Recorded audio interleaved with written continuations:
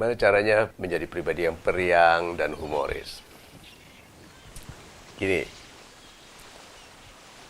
saya memang dulu dilahirkan periang, gitu. Kecil itu saya selalu ketawa, teman-teman saya bilang saya itu cengengesan, gitu kan. Saya itu jahil, suka ganggu orang, menyembunyikan sendalnya orang. Di kelas itu jepret pakai karet gelang telinganya orang, tuh atau lempar terus, wow belajar gitu. Saya dilahirkan seperti itu. Meskipun kemudian itu sempat hilang karena kecewa dengan kemiskinan. Kok anak orang lain kaya, gitu kok enak siapa mereka punya, sedangkan saya tidak. Buku kadang-kadang saya setip. Yang saya sudah tulis dengan pensil itu saya setip supaya bisa pakai lagi. Teman-teman saya itu bukunya bagus-bagus. Setipnya wangi, sedangkan setip saya itu ya yang jelek, yang murah, hilang gitu. Tapi kemudian saya menemukan kegembiraan dalam pergaulan yang tidak lagi mempertimbangkan uang. Jadi saya tampil periang itu bukan memang murni periang. Hidup saya itu naik turun antara riang, minder, riang, sedih, riang, merasa miskin. Terus begitu. Hanya di luar yang saya jaga itu perasaan riang.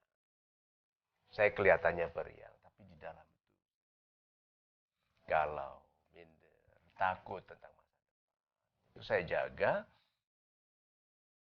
percaya atau tidak, saya itu tampil pura-pura itu sampai umur 30. Tampil ceria itu 35. Di dalamnya itu saya itu sedih, galau, kecewa. Ada masa di mana saya lupa, saya lulus SMA di Amerika, wah itu lupa, happy, lingkungannya agresif gitu, pulang ke Indonesia, itu lihat kehidupan segala sesuatu kotor, berdebu, kereta api terlambat, pesawat nggak ada jaminan kan begitu, kecewa, gitu. Lihat negara berimpian tinggi, sekolah di luar negeri, di Jepang, agresif lagi, lupa, balik, kecewa lagi, gitu terus sampai umur 35.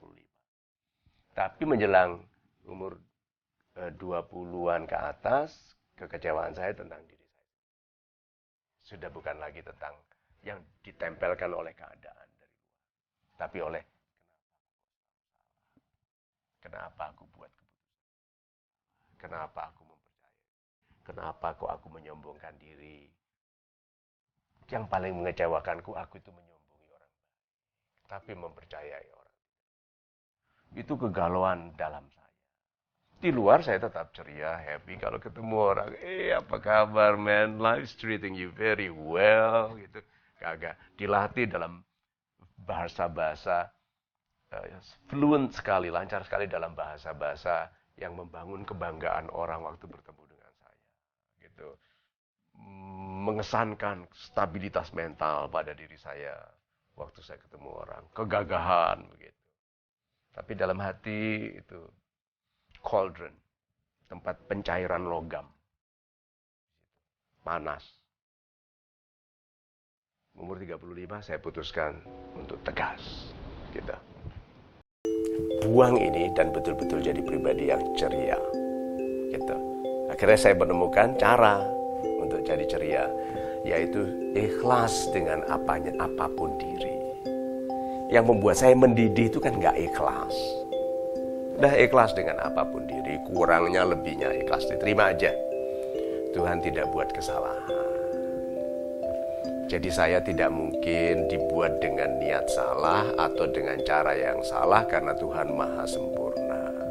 Aku ciptaannya, maka aku sempurna. Gitu. Tapi kan dibandingkan orang lain, nanti dulu.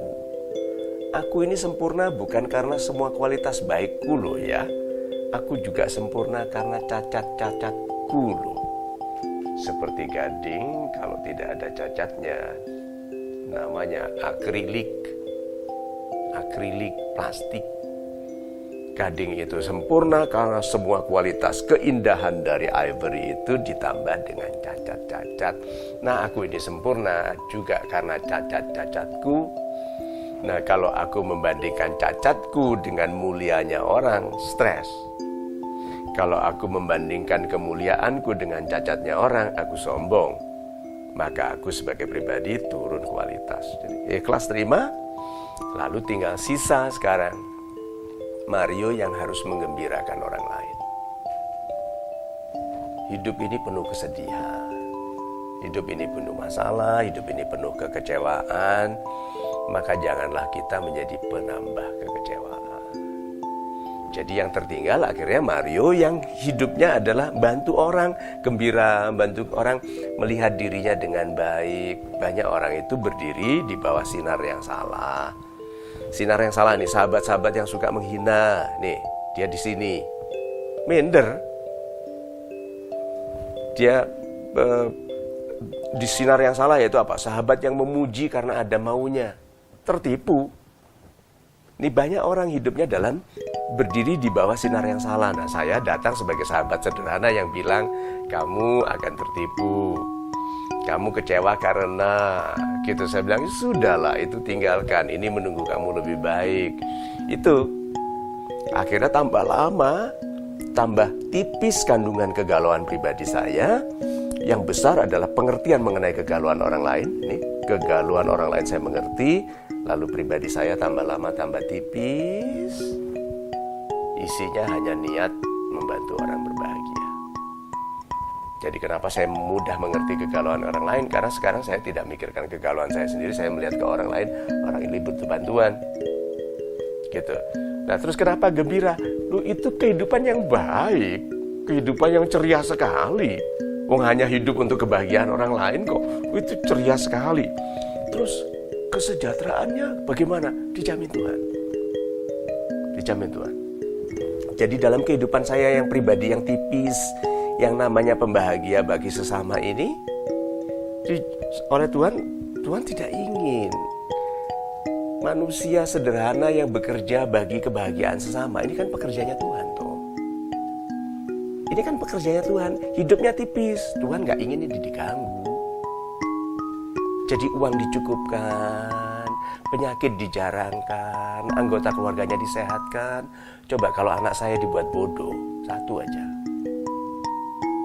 dibuat sekolahnya bermasalah, coba. Nanti ibunya marah, bapaknya marah, begitu. Masa anakku bodoh, begitu kan? Istrinya bilang, pantasnya memang, gitu kan? Coba sudah mulai kelihatan? Jadi tipis ini rusak kalau anak saya dibodohkan oleh Tuhan. Coba itu, anak saya dibuat sikapnya buruk. Jadi Tuhan bilang apa? Jaga anaknya sikapnya baik. Terus anak saya malas, gak ada tuh. Anak saya rajin sekali, gak pernah kita suruh belajar. Dan mereka kalau tidak nomor satu di bidangnya, nomor satu di seluruh sekolah. Untuk tahun ini, kalau tidak tahun itu yang mereka lakukan. Ditipu. Saya kalau ditipu selalu karena saya sudah berniat baik. Bukan karena saya mau ikut itu skema-skema menggandakan uang emas. Enggak, hasil bumi enggak. Karena saya berniat baik ditipu, lucu. Itu ketawa kita kalau kita membantu berniat baik ditipu, lucu loh itu. Ketawa malah ini dibantu nipu, gitu. Itu lucu. Tapi kalau kita berdagang niat keuntungan, bisa marah. Nah, kalau kita itu bekerja bagi kebahagiaan sesama, otomatis gembira. Nah, penutupannya apa? Kan perintahnya Tuhan, sampaikanlah berita gembira. Tentang iman, tentang itu tentang Tuhan, tentang hari akhir, tentang surga, tentang pembalasan bagi orang-orang baik. Ini kan berita gembira. Nah, masa penyampai berita gembira enggak gembira? Dia bilang, tapi kan Pak Mario bisa sedih. Iya, tapi Tuhan gak suka saya sedih. Jadi apa? Dibantu gembira. Diberi teman-teman lucu. Gitu. Dia pasang tongsis di teleponnya. Mau potret, ada telepon masuk. Jadi dia sambil tongsisnya ke sana. Halo, lucu. lalu kita ketawa. Coba. Itu loh. Iya, gitu. Jadi Tuhan itu nggak suka orang-orang baik kepada sesama itu sedih. Jadi diganggu dengan hal-hal yang lucu. Saya diberi sahabat apa? Lucu-lucu. Gampang ketawa. Bisa dibayangkan kalau teman-teman saya itu serius, saya lucu, dia diem semua gitu. Saya yang stres. Gitu. Jadi kalau gitu, yuk jadi orang yang hidup bagi kebahagiaan sesama. Terus nanti kebahagiaanku kapan? Dijamin Tuhan. Itu dijamin Tuhan. Kalau kita hidup untuk kebahagiaan sesama, kita dibahagiakan.